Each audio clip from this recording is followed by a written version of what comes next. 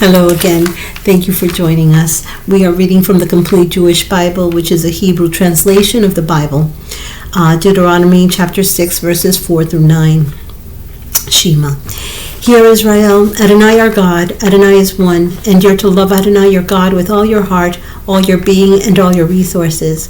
These words which I am ordering you today are to be on your heart, and you're to teach them carefully to your children. You're to talk about them when you sit at home, when you're traveling on the road, when you lie down, and when you get up. Tie them on your hand as a sign, put them at the front of a headband around your forehead, and write them on the door frames of your house and on your gates. Matthew chapter 6, verses 9 through 14, the Lord's Prayer.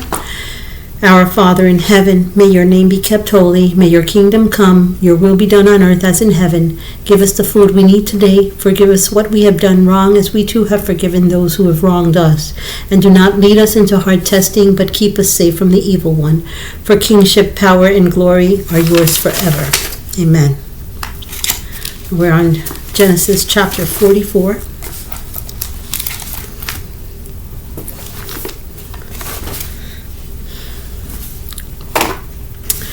Then he ordered the manager of his household, fill the men's packs with food, as much as they can carry, and put each man's money just inside his pack, and put my goblet, the silver one, just inside the pack of the youngest, along with his grain money.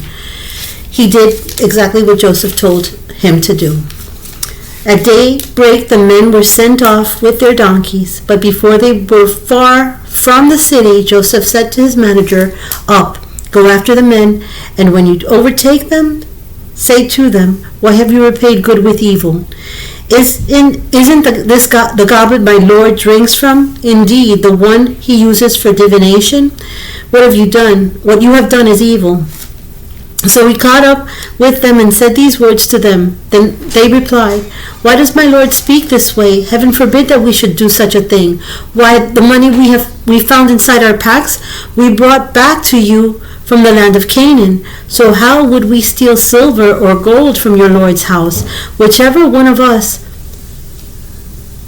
the goblet is found with, let him be put to death, and the rest of us will be my Lord's slaves." He replied, "Fine, let it be as you have said. Whichever one is found with will be my slave, but the rest of you will be blameless." Then each hurried to put his pack down on the ground, and each one opened his pack. He searched, starting with the oldest and ending with the youngest, and the goblet was found in the pack belonging to Benjamin. At this, they tore their clothes from grief. Then each man loaded up his donkey and returned to the city. Judah and his brothers arrived at Joseph's house. He was still there, and they fell down before him on the ground. Joseph said to them, "How could you do such a thing? Don't you know that a man such as myself can learn the truth by divination?" Judah said, "There's nothing we can say to my Lord. How can we speak? There is no way we can clear ourselves. God has revealed your servant's guilt, so here we are, my Lord's slaves, both we and also the one in whose possession the cup was found." But he replied, "Heaven forbid that I should act in such a way. The man in whose possession the goblet was found will be my slave. But as for you, go in peace to your father." Then Judah approached Joseph and said, "Please, my Lord, let your servant say something to you privately, and do not be angry with your servant, for you are like Pharaoh himself." My Lord asked his servants, "Do you have a father or a brother?" We answered, "My Lord, we have a father who is an old man, and a child of his old age, a little one whose brother is dead, so that of his mother's children he alone is left, and his father loves him. But you said to your servants, 'Bring him down to me so that I can see him.'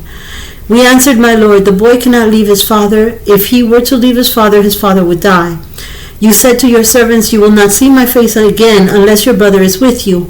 We went up to your servant, my father, and told him what my Lord had said. But when our father said, 'Go again and buy some food,' we answered, 'We cannot go down. Only if our youngest brother is with us will we go down, because we cannot see the man's face unless our youngest brother is with us.' Then your servant my father said to us, you know that my wife bore me 2 sons. The one went out from me, and I said, surely he has been torn to pieces, and I have not seen him since. Now if you take this one away from me too, and something happens to him, you will bring my gray hair down to Sheol with grief. So now if I go to your servant my father, and the boy is not with us, seeing how his heart is bound up with the boy's heart, when he sees that the boy is not with us, he will die. And your servant will bring the gray hair of your servant our father down to Sheol with grief. For your servant himself guaranteed his safety. I said, if I fail to bring him to you, then I will bear the blame before my father forever. Therefore I beg you, let your servant stay as a slave to my lord instead of the boy, and let the boy go up with his brothers. For how can I go up to my father if the boy is not with me? I could not bear to see my father so overwhelmed by anguish. Now we go to Judges chapter 20. All the people of Israel came out from Dan to Beersheba, including Gilad. The community assembled with one accord before Adonai at Mizpah. The leaders of all the tribes of Israel presented themselves in the assembly of the people of God, 400,000 foot soldiers armed with swords.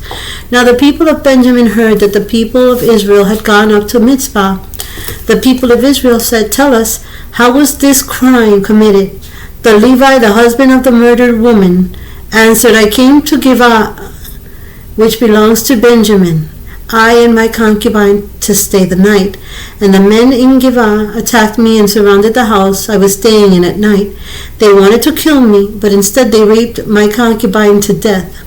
I took my concubine's body, cut it into pieces, and sent them throughout all the territories belonging to Israel, because they committed a shockingly obscene and degrading crime in Israel. Look, you're all people of Israel, so discuss what to do and give your advice here and now. All the people stood up in agreement and said, none of us will go home to his tent or his house.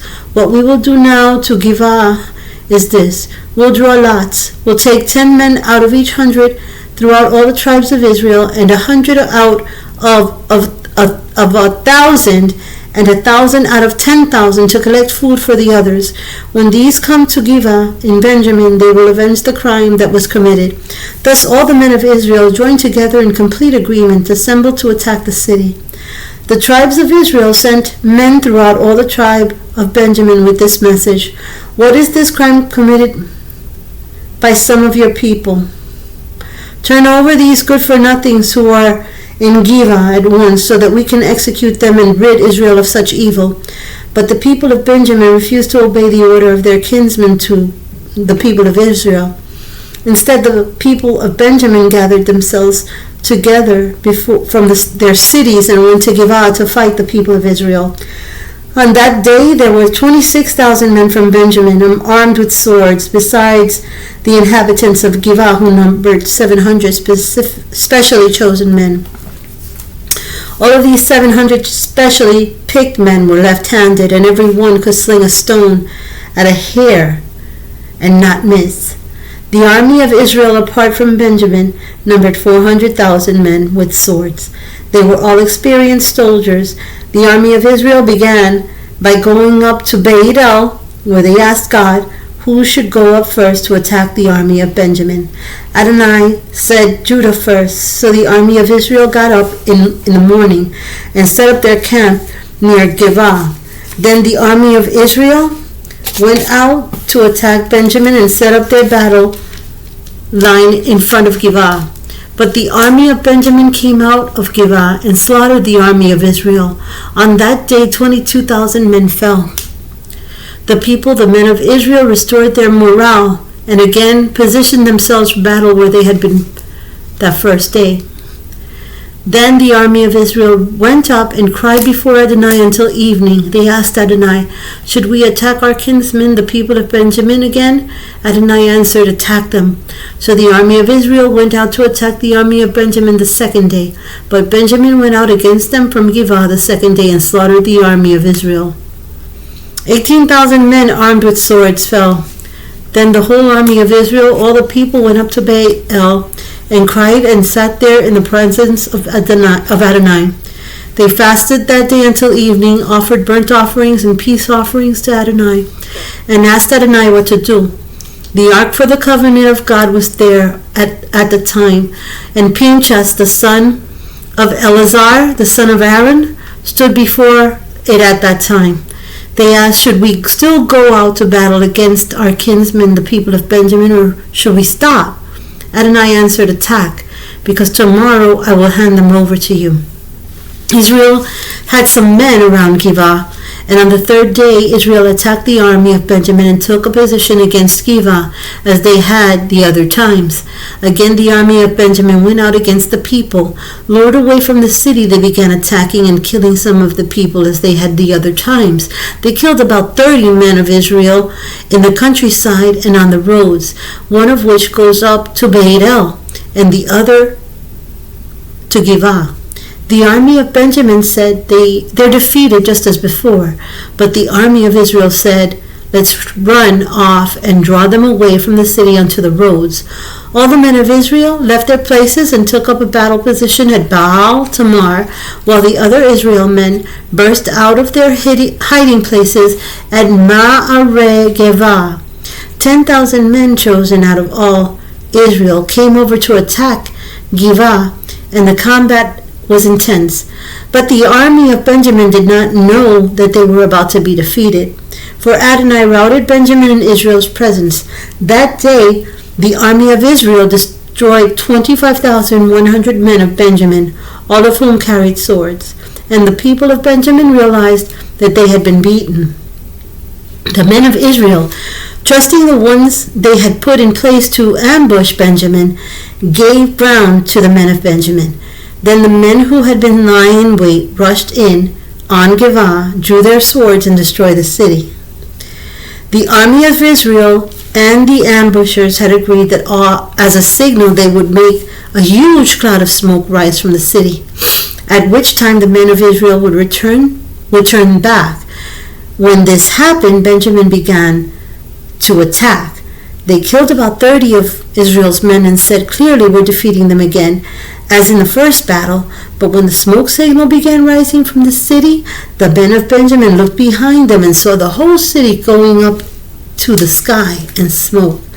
Then, as the men of Israel reversed direction, those of Benjamin were overcome with terror. When they saw that disaster had come upon them, they turned their backs on the men of Israel and made for the road to the desert. But the battle followed them, and those who came out of the city destroyed them from the rear. They surrounded the men of Benjamin, chased them, and trampled them down across the Giv'ah on the east. 18,000 men of Benjamin fell, all of them experienced soldiers. They turned and fled toward the desert to the rock of Rimmon, and 5,000 of them were killed on the roads. They followed them to Gidom and killed another 2,000.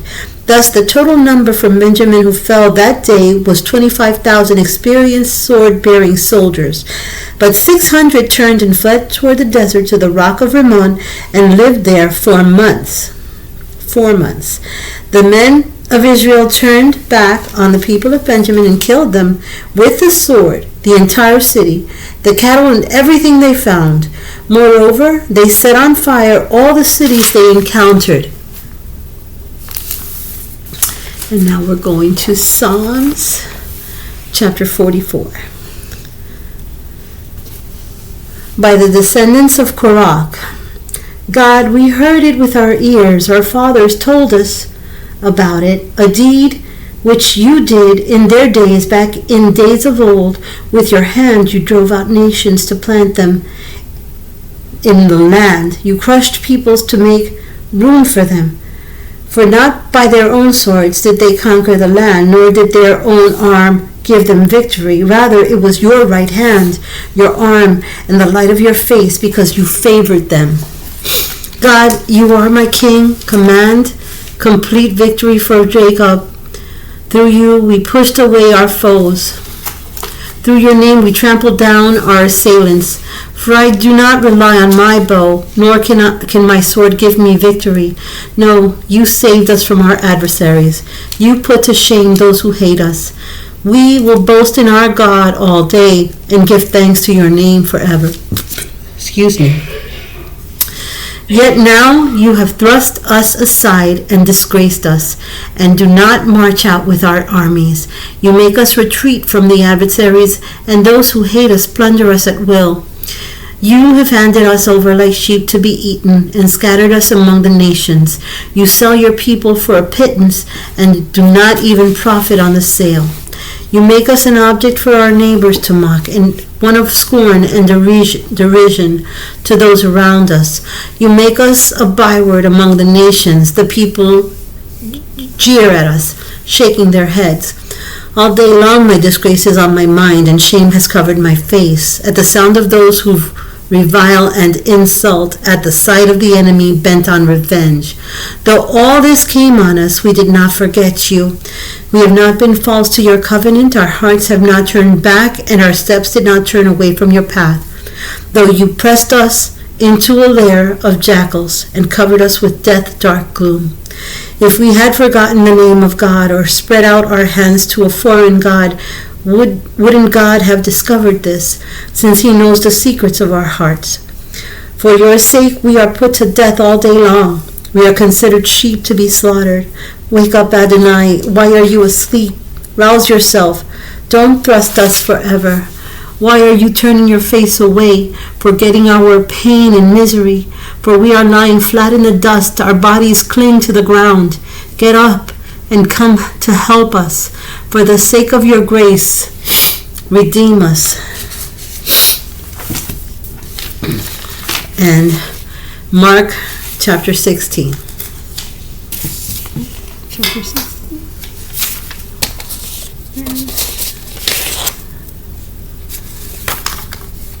Chapter 16. When Shabbat was over, Miriam of Magdala, Miriam the mother of Jacob, and Shlomi brought spices in order to go and anoint Jeshua. Very early the next day, just after sunrise, they went to the tomb. They were asking each other, "Who will roll away the stone from the entrance to the tombs for us?" Then they looked up and saw that the stone, even though it was huge, had been rolled back already. On entering the tomb, they saw a young man dressed in a white robe sitting on the right, and they were dumbfounded. But he said, "Do not be so surprised. You are looking for Jeshua from Nazareth, who was executed on the stake. He has risen. He is not here. Look at the place where they laid him. But go and tell his Talmudim, especially Kepha, that he's going to the Galilee ahead of you. You will see him there, just as he told you." Trembling but ecstatic, they went out and fled from the tomb, and they said nothing to anyone because they were afraid. When Jeshua rose early on the first day of the week, he appeared first to Miriam of Magdala, from whom he had expelled 7 demons. She went and told those who had been with him, as they were crying and mourning. But when they heard that he was alive and that she had seen him, they would not believe it. After that, Jeshua appeared in another form to 2 of them as they were walking into the country. They went and told the others, but did not believe them either.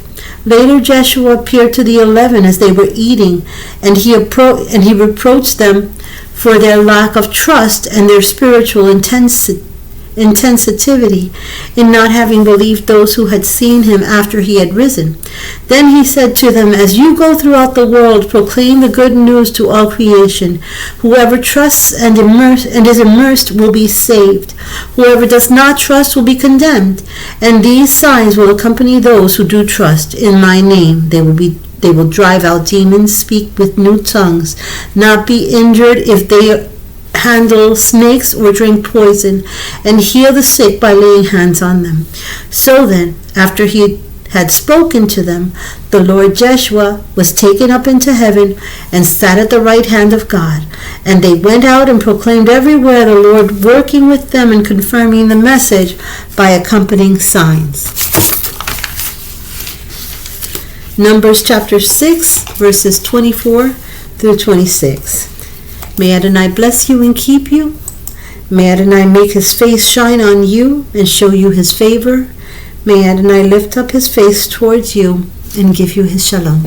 Thank you so much for joining us. Until next time, shalom.